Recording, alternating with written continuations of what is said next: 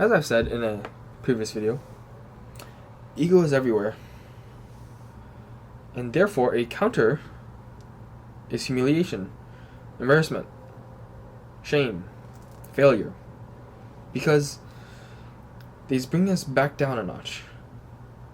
It's telling ourselves, your ego got too big, and therefore you were burnt. Like Icarus flew too close to the sun. You overreached. Humiliation, embarrassment, and shame tell you that you still have things to learn. And like Socrates once said, I only know that I don't know anything. And we truly don't know anything. We really don't. Within the amount of knowledge that humanity has accumulated, compared to that to the amounts of knowledge that could be from the universe, we still know next to nothing. We know very little. The eternally wise always keep learning because they recognize that there's too much to know within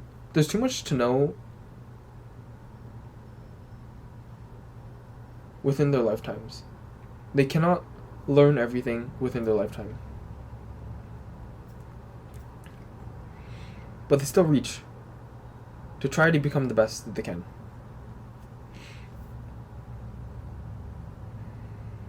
What humiliation, embarrassment, and shame does is it teaches you that you can survive them. It's painful. It hurts. It's uncomfortable. We don't like it. But you still survive. You don't die from them. You can survive the rejection. You can survive the failure. You can survive the embarrassment. Because you're more than these feelings. You're more than humiliation, embarrassment, and shame. Because they aren't a part of you. They aren't you. You wouldn't say that you, your soul, your spirit, or your brain, or whatever the above, is humiliation, embarrassment, or shame. These two things are feelings that you experience. They aren't a part of you.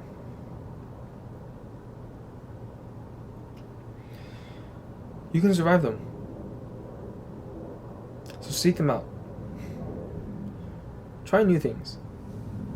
Join new clubs where you need to learn things that you've never thought to do before.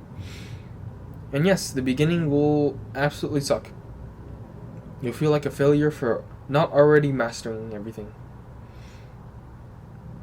But isn't that insane? You're expecting yourself to master something that you've never learned before. That's ego. You didn't start off running. You failed for weeks before taking your first step. Failed for months before running. You'll fail for years to learn who you are.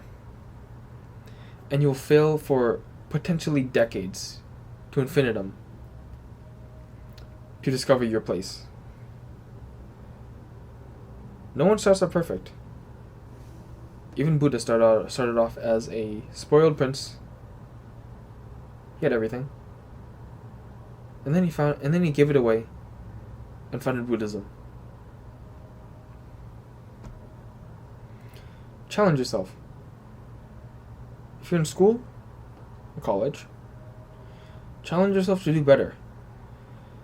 Take harder classes and feel stupid. Because it's when you feel stupid that you learn the most. I don't have like actual numerical proof, but like this is what I believe. What happens, especially with myself. After a bad exam, students almost always do better than the next one. It's because we're reminded that we're stupid. In terms of we didn't match the test's difficulty. Now, it could be the test's fault or it could be our fault. And it's more than likely it's our fault. Therefore, we didn't want to feel stupid anymore, so we learned much better for the next exam. Seek this out. Continually be a student. Continue to challenge yourself. And you will constantly improve.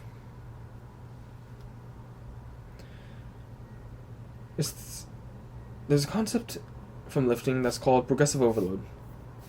It's where you'll make adaptations to surmount a challenge, and that previous challenge will no longer be a challenge. And therefore, you'll just keep on going higher and higher, building up, 1 point at a time. 1, 2, 3, 4, 5, 6, 7. You'll just keep building up. But there's some more complicated things. I think it can really illustrate life. If you keep on taking challenges and go past your comfort zone, let's say this is your comfort zone, and you venture out and go into the chaos, there. You venture out, you conquer, and then your comfort zone expands to encompass that.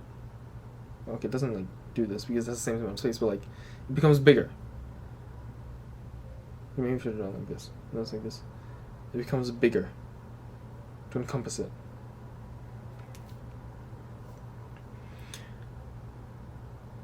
When you face challenges and surmount them, you become better.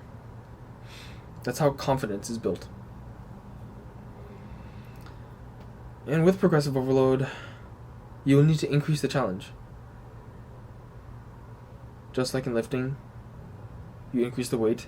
In life, you'll need to increase the difficulty of challenges. But there are endless amounts of challenges. Changing difficulty doesn't mean it needs to be